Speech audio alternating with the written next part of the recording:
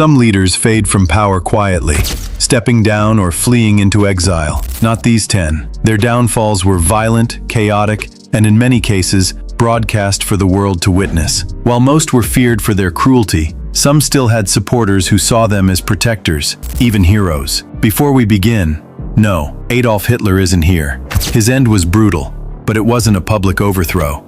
We're focusing on leaders whose downfalls were as dramatic and visible as their reigns. Stay with me until number 1, because his final moments remain one of the most shocking political endings in modern history. But first, if you enjoy uncovering history's darker, untold stories, make sure to subscribe so you never miss an episode. At number 10 is Francisco Macías Nguema of Equatorial Guinea. When he took power in 1968, the country had just gained independence from Spain, and hopes were high for a new chapter, but they were quickly crushed. Macías ruled through fear. Tens of thousands were killed or fled the country.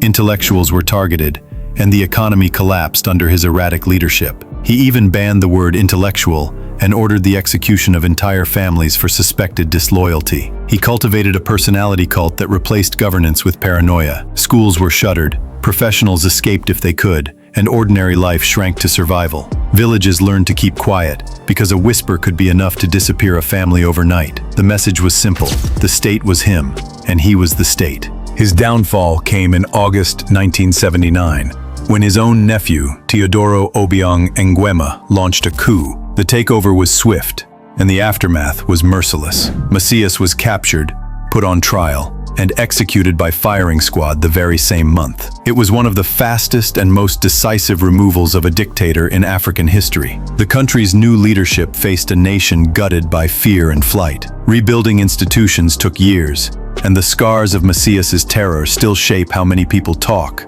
and stay quiet about politics. But if you think family betrayal is shocking, the next story adds international intrigue to the mix. Number 9. Anastasio Somoza Debayle of Nicaragua. The Somoza family had ruled the country for decades, backed heavily by U.S. political and military support. But by the late 1970s, opposition to his rule exploded into full-scale rebellion.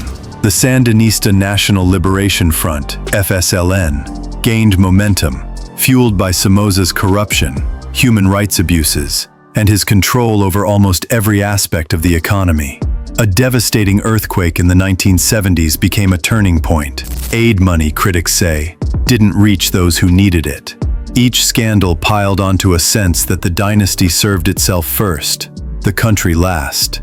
Neighborhoods organized, students rallied, and the National Guard's crackdowns only deepened the resolve to push back. In July 1979, Somoza fled to Paraguay, but exile didn't save him. Just over a year later, in September 1980, a team of Argentine guerrillas tracked him down. They ambushed his car with a bazooka, killing him instantly. It was the final chapter in a dynasty that had ruled and profited from Nicaragua for over 40 years. The Sandinistas took power, and the next decade became a long contest over the revolution's future. For many Nicaraguans, Somoza's fiery end symbolized the end of the untouchable strongman, but it also marked the beginning of years of conflict about what should replace him. The next leader's fall came at the hands of his own revolution. At number 8, we have Maximilien Robespierre of France. The French Revolution began with the promise of liberty, equality, and fraternity. But under his leadership, it turned into an era of fear and mass executions, including those of former allies. Thousands were sent to the guillotine in the name of protecting the revolution. He preached virtue while wielding terror, insisting that the blade preserved freedom. But the longer the heads rolled, the more people wondered who might be next. Speeches that once inspired began to sound like warnings. Lists grew. Rooms went quiet when he entered. But his iron grip and purges created enemies everywhere. In July 1794, his political rivals struck back. Robespierre was arrested, declared an outlaw, and, in a poetic twist of fate, executed by guillotine without trial, the same fate he had ordered for so many others. The terror ended almost overnight. France veered away from the revolution's most radical edge, and Robespierre's name became a cautionary tale about what happens when ideals are enforced by fear. Our next leader's death was so sudden, it plunged his nation into chaos for decades. Number 7 is Rafael Trujillo of the Dominican Republic. For over 30 years, he ruled with an iron fist, his reign marked by extreme nationalism, brutal suppression of dissent, and the infamous Parsley Massacre, in which thousands of Haitians were killed. He wrapped the country in his image, renaming places, stamping his face on public life, and rewarding loyalty as fiercely as he punished doubt. The economy modernized in places, but at a price: silence.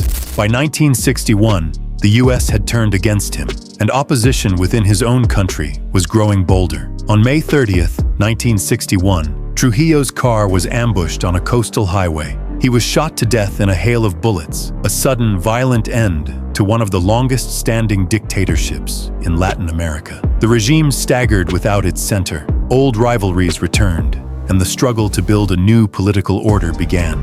Even today, the memory of Trujillo divides conversations: modernization on one side, terror on the other. The next downfall marked the end of a royal dynasty. At number 6 comes Tsar Nicholas II of Russia. He wasn't elected. He was born into power as Russia's last emperor, but his reign saw the empire collapse under the weight of war, unrest, and revolution. By 1917, revolution swept the country. The Tsar abdicated, but his family remained under house arrest. In July 1918, the Bolsheviks decided to eliminate any chance of his return. The old order, once described as divinely sanctioned, had found itself utterly out of step with the new century. Breadlines met battlefield losses. Patience unraveled into street fights and strikes. The royal family's isolation only made them feel more like a symbol than people. Nicholas, his wife, and their 5 children were awakened in the middle of the night, taken to a basement, and executed by firing squad. The killing was swift and brutal, wiping out over 300 years of Romanov rule in a single moment. Rumors about survivors lingered for decades, but the dynasty was gone. A new system rose in its place, and for millions, the question became whether the revolution's promises would match its cost. Our next dictator faced his end in front of the cameras. Number 5. Nicolae Ceaușescu of Romania. For decades, he cultivated a cult of personality, portraying himself as the nation's savior, while his rule was marked by hardship, surveillance, and repression. In December 1989, protests in the city of Timișoara sparked a nationwide revolution. Ceaușescu tried to address the crowd, but instead of cheers, he was met with boos. Days later, he and his wife attempted to flee by helicopter, but were captured. The image of Ceaușescu on that balcony, confused, then panicked, became a turning point. People who had only whispered their anger now shouted it. The state's fear machine stalled in real time. On December 25, 1989, they were tried and executed by firing squad, a moment broadcast worldwide. The footage raced across TV screens and newspapers. Romania began the messy work of dismantling a dictatorship and discovering, often painfully, what would replace it. If you think that's intense, the next ruler's brutality makes even his overthrow look tame. At number 4, we have Vlad the Impaler of Wallachia, the man who inspired the Dracula legend. Feared across Europe, he displayed his enemies' corpses on spikes, using terror as a weapon of rule. Vlad ruled in the mid-1400s, often switching sides in political alliances, which earned him both supporters and powerful enemies. Eventually, during a battle against the Ottomans in 1476, he was killed. He understood the power of fear better than most rulers in history and wielded it relentlessly. But fear is a double-edged sword. The nobles he humiliated and the enemies he taunted learned to work together, if only to end him. Accounts vary. Some say he was decapitated, others that his enemies displayed his head in Constantinople as proof of his death. Either way, his violent end matched the savagery of his reign. Wallachia's politics remained a churn of rival claimants and foreign pressure. Vlad's legend, though, only grew, a reminder that terror can outlive the tyrant who uses it. The next leader's story divides opinion even today. Number 3 is Muammar Gaddafi of Libya. To some, he was a dictator who ruled for over 40 years with an iron grip.